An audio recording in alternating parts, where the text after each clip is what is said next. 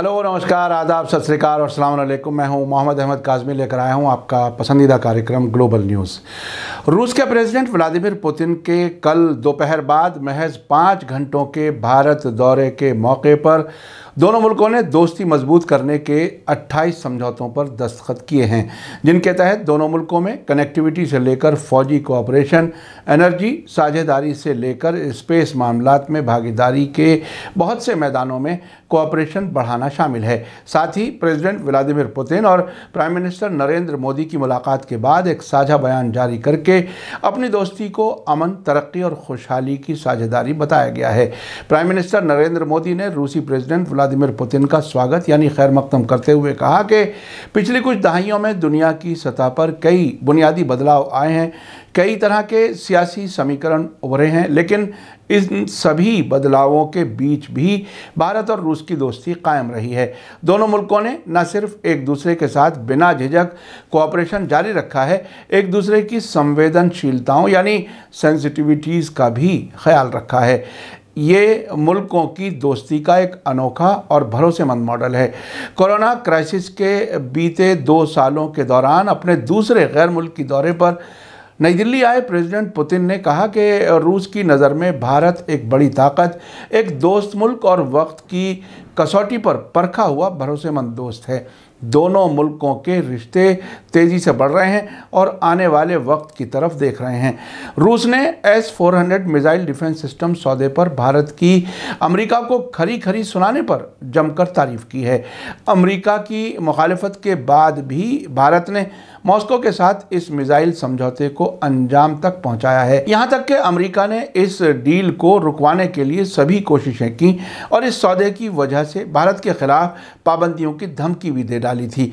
अमेरिकी पाबंदियों के खतरे के बाद भी भारत ने रूस के साथ S-400 मिसाइल डिफेंस सिस्टम के सौदे को अंजाम दिया है।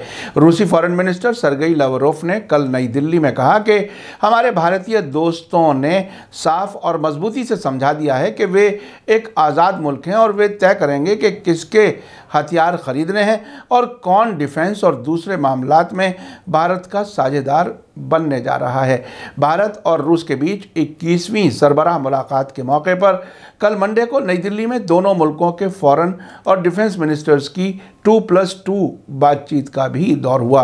बैठक के बाद भारत के फॉरेन सेक्रेटरी हर्षवर्धन श्रृंगला ने कहा कि भारत और रूस के बीच बातचीत में व्यापक यानी कॉम्प्रिहेंसिव और खुली बातचीत हुई। इस मौके पर एक सवाल के जवाब में उन्होंने कहा कि पूर्वी लद्दाख के बॉर्डर मामले में चीन के साथ तनाव से लेकर हिंद महासागर में भारत की सिक्योरिटी से जुड़े सभी ज़रूरी पहलुओं पर बातचीत हुई। उन्होंने भारत और रूस के बीच हुई सरबराह कॉन्फ्रेंस और समझौतों को दोनों मुल्कों के रिश्तों का दायरा बढ़ाने वाला और नए मुकाम तक पहुंचाने वाला करार दिया। श्रृंगला के मुताबिक एक तरफ जहां international north south transport corridor के प्लान आगे बढ़ाने पर रजामंदी हुई, वहीं दोनों मुल्क जल्दी ही भारत के चेन्नई से रूस के व्लादिवोस्तोक तक जोड़ने वाले समंदरी गलियारे पर भी तेज़ी से काम करने को राज़ी हुए हैं। भारत और रूस ने अपने फौजी और तकनीकी कोऑपरेशन समझौते को अगले 10 साल के लिए बढ़ाने का फैसला किया है। इसके तहत साझा मिलिट्री प्रोडक्शन और रिसर्च और डेवलपमेंट पर रजामंदी बनी है। वहीं उम्मीद के खिलाफ भारत और रूस के बीच रिवर्स लॉजिस्टिक सपोर्ट समझौते पर मोहर नहीं लग पाई। इस समझौते के तहत भारत को आर्कटिक इलाके में रूसी ठिकानों से रसद भरने की भारत को आसानी हासिल हो सकेगी। इस बीच बैठक के बाद रूस के फॉरेन मिनिस्टर सर्गेई लावरोफ ने जहां दोनों मुल्कों की साझेदारी पर इत्मीनान जताया, वहीं इंडो पैसिफिक इलाके में स्ट्रेटेजिक पैंतरेबाजी के बारे में तंज भी कसा।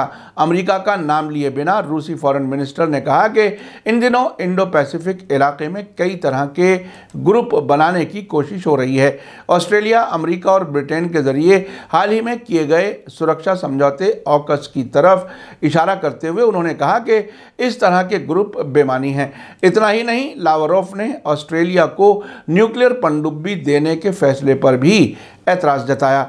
भारत और रूस के लीडर्स ने टेररिज्म और अफगानिस्तान के बारे में भी चर्चा की। भारत के फॉरेन सेक्रेटरी के मुताबिक दोनों मुल्क इस बात को लेकर एक राय थे कि आतंकवाद के खिलाफ मिलकर सख्त कदम उठाए जाने चाहिए। इतना ही नहीं, दोनों मुल्कों ने इस बारे में भी रजामंदी जताई कि अफगानिस्तान की ज़मीन का इस्तेमाल टेररिज्म के लिए करने की इजाज़त कतई नहीं दी जा सकती। जॉइंट बयान में दोनों मुल्कों ने अल-कायदा, ISIS यानी दाइश और लश्कर तैयबा जैसे ग्रुप्स के खिलाफ एक साथ कार्रवाई करने का भी कमिटमेंट जताया। दोनों मुल्कों के लीडर्स के साथ हुए समझौतों की कड़ी में भारत के रिज़र्व बैंक और रूस के बैंक ऑफ रशिया ने साइबर हमलों के खिलाफ मिलकर लड़ने का फैसला किया। इसके अलावा इस्पात यानी मेटल के मैदान में भी साझेदारी बढ़ाने के लिए समझौते पर दस्तखत किए गए। आपने देखा कि भारत के अमेरिका से बढ़ते हुए ताल्लुकात के बीच में रूस के साथ भी भारत के ताल्लुकात अच्छे नज़र आ रहे हैं। भारत ने अब तक कई बार अमेरिकी दबाव में फैसले लिए हैं। अमेरिका के दबाव में ही भारत ने ईरान से तेल खरीदना बंद किया था। अब अगर वियना में ईरान न्यूक्लियर समझौते के सिलसिले में बातचीत कामयाब हो गई तो हो सकता है कि भारत ईरान से फिर से तेल खरीद सके। इससे पहले अमेरिका के दबाव में Iran Pakistan Bharat gas pipeline project से भारत पीछे हट चुका है। अगर वो गैस पाइपलाइन बन जाती तो न सिर्फ भारत में सस्ते गैस की वजह से इंडस्ट्रीज़ को मजबूती मिलती, बल्कि इससे भारत और पाकिस्तान के बीच भी ताल्लुकात बेहतर हो सकते थे। आखिर में आपको याद दिला दूं कि अगर आपने अभी तक media star world YouTube channel subscribe नहीं किया है तो सब्सक्राइब कर लें और घंटी दबाना ना भूलें। और अगर आप हमें फेसबुक पर देख रहे हैं तो हमारे पेज को लाइक करें ताकि हमारी हर नई वीडियो की खबर आपको सही वक्त पर मिल सके।